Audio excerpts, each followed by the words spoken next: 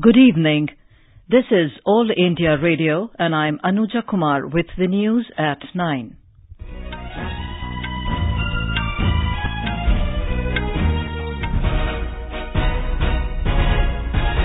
The headlines. Electioneering picking up for Lok Sabha polls with political leaders addressing rallies and holding road shows. Launching BJP's election campaign in Northeast, senior party leader and Prime Minister Narendra Modi holds previous Congress government responsible for infiltration in the region. Congress accuses NDA government of mismanaging country's economy during its 5-year rule. RBI directs banks to keep their branches dealing with government business open tomorrow. In India Open Badminton in Delhi, Kidambi Srikanth enters final. PV Sindhu crashes out. South Korea defeat India in the final Azlan Shah Cup Hockey tournament at Ipoh. And in IPL cricket, Kings 11 Punjab defeat Mumbai Indians by 8 wickets at Mohali. Match between Delhi Capitals and Kolkata Knight Riders underway in Delhi.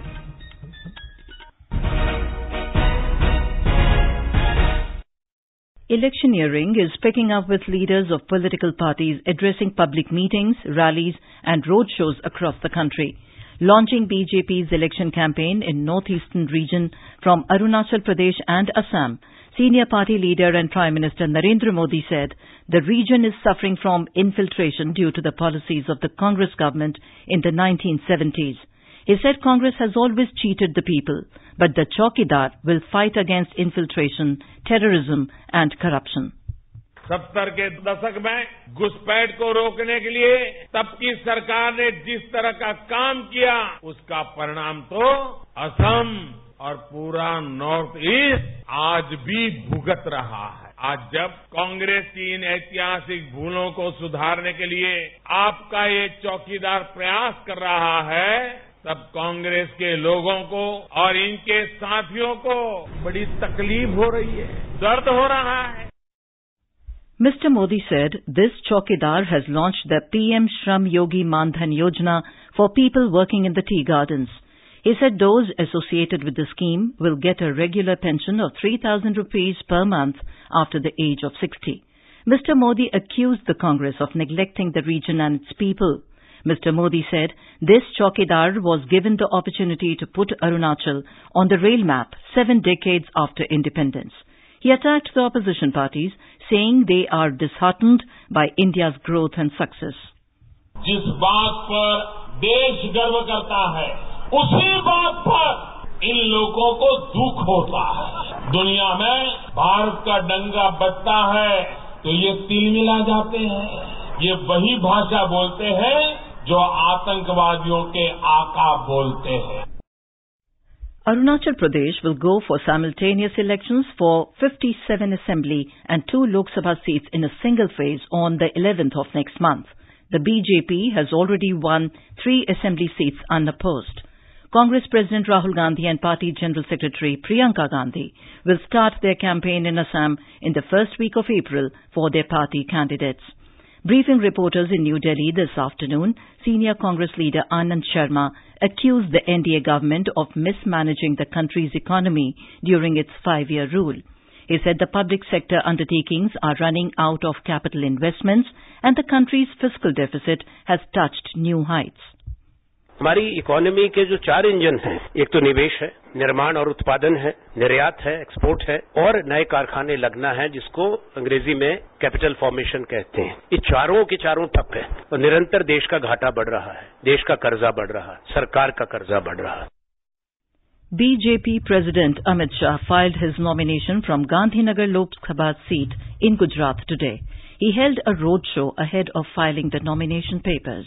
Addressing the gathering at Naranpura in Ahmedabad this afternoon, Mr. Shah said this election will be fought only on one issue, that is, who will lead the country. In other developments, Samajwadi Party MLC and former Minister Chaudhry Virendra Singh joined the BJP at Lucknow in Uttar Pradesh today in the presence of Chief Minister Yogi Adityanath and BJP State President Mahendra Nath Pandey.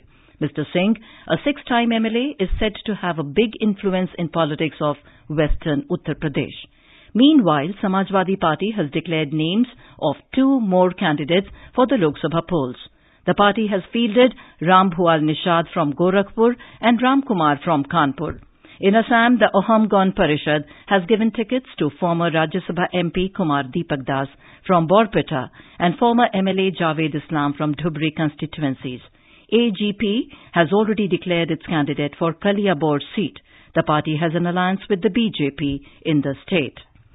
In Bihar, BJP has expelled its state vice president Putul Kumari for 6 years after she filed her nomination against NDA candidate Giridhari Yadav from Banka parliamentary constituency. Mr. Yadav is a JDU candidate. Putul Kumari filed her nomination paper as an independent candidate from this seat. Polling on the seat will be held in first phase on 11th of April. In Uttar Pradesh, Samajwadi Party patriarch Mulayam Singh Yadav's cousin and Pragatisheel Samajwadi Party candidate Shivpal Singh Yadav filed his nomination from Firozabad Lok Sabha seat today. Meanwhile, 7 more candidates filed their nomination papers for the third phase of polls. The candidates include BJP's Parmeshwar Lal from Sambhal, Congress's Salim Iqbal Sherwani from Badaयूं and Rajveer Singh from Etah. The Congress today announced candidature of Ulhas Patil in Raver constituency of Jalgaon district. He will contest against BJP candidate Raksha Khadse, who is the daughter-in-law of former State Minister Eknath Khadse. Congress in charge for the state, Mallikarjun Kharge, made the announcement at a press conference in Mumbai. Meanwhile, present worker party leader and president of Sambhaji Brigade, Praveen Gaikwad, joined Congress in the city. For the first time, Meghalaya will witness Braille-enabled ballot papers at all polling booths to ensure wider participation of voters in the Lok Sabha election. Chief Electoral Officer of Meghalaya, F.R. Khargongor, said all efforts are being made to ensure a more inclusive election. It has mapped over 4,500 persons with disabilities to make sure that they get a priority at polling booths. The ballot papers pasted on the EVMs will have the names and symbols of candidates in Braille alphabet. The Chief Electoral Officer said there are more than 800 visually impaired electorate in the state. Bihar Chief Electoral Officer H.R. Srinivas has said the poll body has asked authorities to find ways to check the use of FM radio channels in Nepal by Indian political parties and candidates for campaigning purposes ahead of the Lok Sabha election. The FM channels are easily accessible in several important constituencies close to the Nepal border. Talking to AIR, Mr. Srinivas said the FM radios from across the border frequently aired poll jingles, political messages and advertisements. Border district election officers जो है उन लोगों को instruction दिया गया है कि नेपाल के ओर से अगर रेडियो में किसी पॉलिटिकल पार्टी या कैंडिडेट द्वारा निर्वाचन संबंधी प्रचार करेंगे तो उसका वो ट्रैक रखेंगे, शैडो रजिस्टर में उसका एंट्री करेंगे, उस कैंडिडेट का एक्सपेंडिचर में भी बुक करने के लिए उनको नोटिस करेंगे। इसके अलावा इसी माध्यम से अगर एमसीसी का वायलेशन का कोई मामला भी आएगा तदनुसार आवश्यक कार्रवाई भी करेंगे। इस तरह से सभी बॉर्डर डिस्ट्रिक्ट के डीएम्स को सूचना दी गई है। Community radio stations across the country have assured the Election Commission to contribute their best for voter education and awareness. The Commission today organized a workshop in New Delhi for training and capacity building of community radios for voter education and awareness. The Election Commission appointed Special Police Observer Vivek Dubey will reach Kolkata tomorrow to oversee poll preparedness in West Bengal. Giving this information in Kolkata this afternoon, State Additional Chief Electoral Officer Sanjoy Basu said Mr. Dubey will oversee the deployment of central and state police forces during the poll process. Mr. Dubey will meet representatives of major political parties besides the top brass of the security forces in Kolkata. News Services Division of All India Radio is broadcasting a special live program, Janadesh 2019, on the developments related to the General Elections 2019. Tune in to the FM Gold channel of AIR from 4:05 p.m. to 4:30 p.m. every day till the announcement of results to listen to this special program.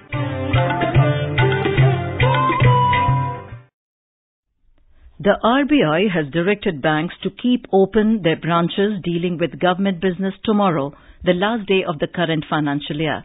The Government of India has advised that all pay and account offices will remain open on Sunday to facilitate government receipt and payment transactions. Accordingly, all agency banks are advised to keep all their branches dealing with government business open. In a separate notification, the RBI said all electronic transactions including RTGS and NEFT will continue for the extended time today and tomorrow. In Jammu and Kashmir, unidentified gunmen suspected to be terrorists shot dead a civilian in North Kashmir's Baramulla town this afternoon. Security sources said the gunmen fired upon a man in his mid-30s near J&K Bank branch in Baramulla town, leaving him in a critical condition. Later, he succumbed to his injuries. The slain civilian is reported to be a resident of Old Baramulla town. This is All India Radio giving you the news. For quick news updates, follow us on Twitter at AIR News Alerts. भाई जब एक ही महीने में 200 के 2000 होते दिखेंगे ना, तो सबकी आंखों के आगे ना बस नोटों की चमक छा जाएगी। और किसे बुरा लगेगा, बिना मेहनत किए इतने पैसे मिल रहे हैं, वो भी घर बैठे। अरे हमें तो बस लोगों की नासमझी का और लालच का ही फायदा उठाना और उन्हें झांसे में लेना है, और ऐसे हम हो जाएंगे माला माल। कोई ऐसी ही सोच के साथ आपको मीठे सपने दिखा के लूटने आ सकता है। अपना पैसा लालच में आकर नहीं, समझदारी से निवेश करें, क्योंकि बड़े फायदे का लालच नुकसान में बदल सकता है। Investor education and protection fund authority, corporate कार्य मंत्रालय, भारत सरकार द्वारा जनहित में जारी। In Sri Lanka, foundation stone for a new 5,000 metric ton temperature-controlled cold storage facility to be constructed with Indian grant was laid in Dambulai today. Harsha De Silva, Minister of Economic Reform and Public Distribution, along with Deputy High Commissioner of India, Dr. Shilpak N. Mbule, laid the foundation stone for the project. The main cold storage building and refrigeration chambers will be constructed utilizing a grant of 30 crore from the Government of India. In Afghanistan, at least 35 people were killed in flash floods caused by heavy rains. Afghanistan's National Disaster Management Authority spokesman said heavy flooding that started yesterday killed at least 12 people in the northern province of Faryab and 10 people in the western province of Herat. India has lost to South Korea in the final of Sultan Azlan Shah Hockey Tournament at Ipoh in Malaysia today. South Korea lifted the title, defeating India in a shootout 4-2. Till the stipulated time, both the teams had a score of 1 goal each. In badminton, Kidambi Srikanth has stormed into the finals of the India Open after prevailing in a 3-game thriller in the men's singles competition today. He eked out a 14-21, 21-16, 21-19 triumph over China's Huang Yuxiang in the semi-final. In the women's singles semi-final, PV Sindhu lost to He Bingjiao of China 23-21, 21-18. And in IPL cricket, Kings 11 Punjab defeated Mumbai Indians by 8 wickets. Kings 11 Punjab lost only 2 wickets in achieving the target of 177 runs in Chandigarh today. KL Rahul scored maximum 71 runs off 57 balls. Earlier, the Punjab side won the toss and elected to field. In another encounter now underway in New Delhi, Kolkata Knight Riders were 101 for 5 in 14 overs against Delhi Capitals. Earlier, Delhi Capitals won the toss and elected to field. And now, before we end the bulletin, the headlines once again. Electioneering picking up for Lok Sabha polls with political leaders addressing rallies and holding roadshows. Launching BJP's election campaign in Northeast, senior party leader and Prime Minister Narendra Modi holds previous Congress government responsible for infiltration in the region. Congress accuses NDA government of mismanaging country's economy during its 5-year rule. RBI directs banks to keep their branches dealing with government business open tomorrow. In India Open Badminton in Delhi, Kidambi Srikanth enters final. PV Sindhu crashes out. South Korea defeat India in the final Azlan Shah Cup Hockey Tournament at Ipoh. And in IPL cricket, Kings 11 Punjab defeat Mumbai Indians by 8 wickets at Mohali. Match between Delhi Capitals and Kolkata Knight Riders underway in Delhi. And that is all in the news at 9. Good night.